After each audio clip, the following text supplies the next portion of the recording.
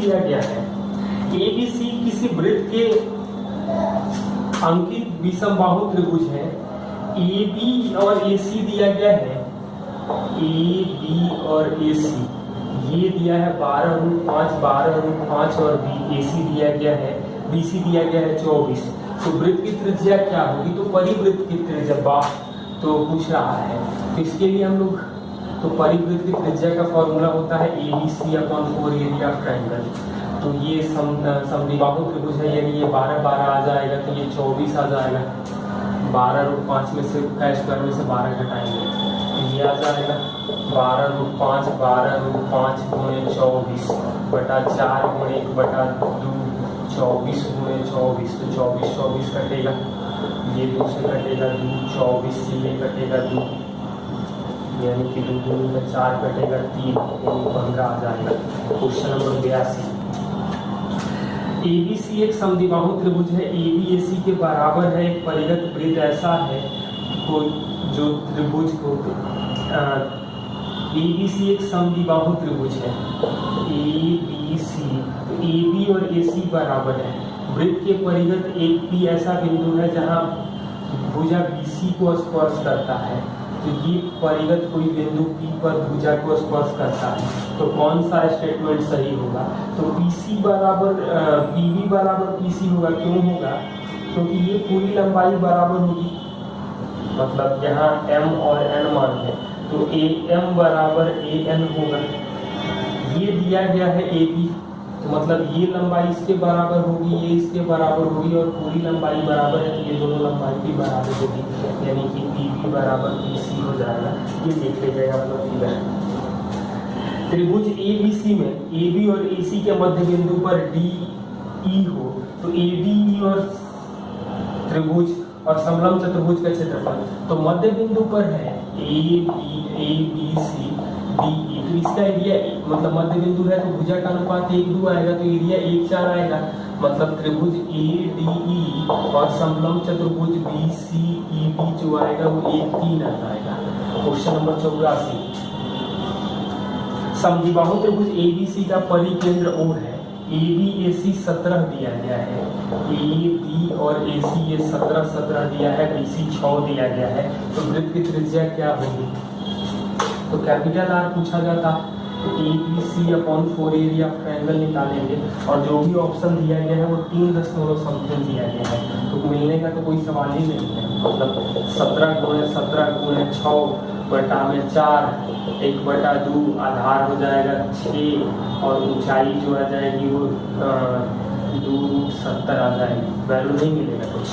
और small r निकालेंगे तो स्मॉल r बराबर area of triangle by S करेंगे तो 34 6 40 यानी कि 20, तो ये आ जाएगा 20 गुणे 3 या ऐसे ही देख सकते हैं सीधे 1/2 गुणे 6 गुणे 2√70 बटा में 20, तो ये 2 कटेगा 3√70 बटा में 10 हो जाएगा।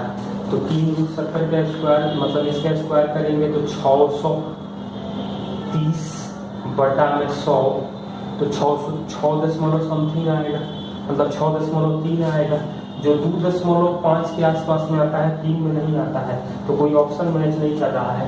और 85 का स्टैंडर्ड रिजल्ट आप लोग देख लीजिएगा 1/C1C बराबर 1/E प्लस 1/A1 बराबर 1/B1 आ जाएगा। ये क्वेश्चन ध्यान से देख लीजिएगा, ये स्टैंडर्ड रिजल्ट है।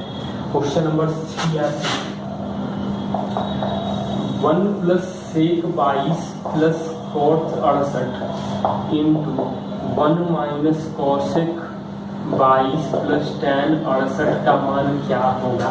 और ऑप्शन न्यूमेरिकल दिया गया है तो हम लोग सबको 22 में कन्वर्ट कर लें तो ये आ जाएगा tan 22 और ये आ जाएगा cot 22। अब 22 को हम लोग 45 में कन्वर्ट कर दें, मतलब 1 + √2 + 1 और 1 - √2 + 1 यानी कि 2 + √2 और 2 - √2 कर रहे हैं तो 4 - 2 यानी 2 हो जाएगा।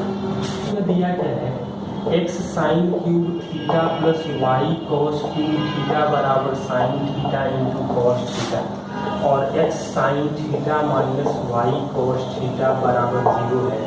तो ये से हम लोग देख सकते हैं कि x साइन थीटा बराबर y cos थीटा करें, मतलब x के जगह cos थीटा, y की जगह साइन थीटा को करेंगे तो साइन cos कॉमन आ जाएगा, sine square plus cos square मतलब सेटिस्फाइड कर रहा है, और हमसे x square plus y square पूछ रहा है, मतलब sine square theta plus cos square theta करेंगे तो एक आ जाएगा।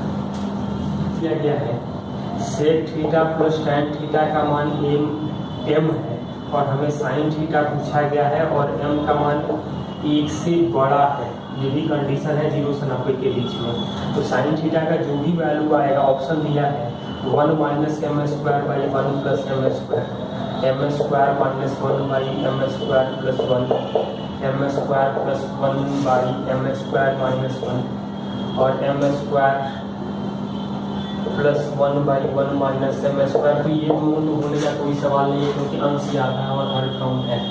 तो साइन थीटा में परपेंडिकुलर अपॉन हाइपोटेनस, इसके बाद 0 से 90 के बीच में है, थीटा का मान जो है वो 0 से 90 के बीच में है तो साइन थीटा पॉजिटिव मिलेगा और m 1 से बड़ा होगा तो ये वैल्यू तो नहीं होगा, मतलब इसी को होना पड़ेगा, तो कोई जरूरत नहीं है।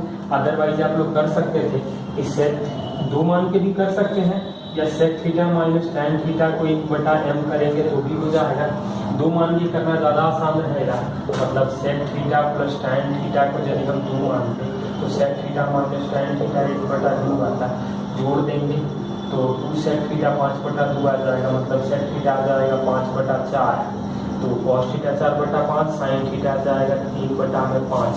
अब 2 रखेंगे तो 3/5 आ रहा है, बिल्कुल आ रहा है, तो देख सकते हैं A square minus B square into sine theta plus 2ab cos theta बराबर A square plus B square. तो tan थीटा का मान क्या होगा, तो इसको हम लोग लिख सकते हैं square minus B square upon A square plus B square sine theta plus 2ab by A square plus B square cos theta बराबर 1, और हमें sine square theta plus cos square theta 1 होता है, तो इसका वैल्यू साइन होना पड़ेगा, इसका वैल्यू cos होना पड़ेगा, मतलब tan थीटा का वैल्यू आएगा square minus B square by 2ab।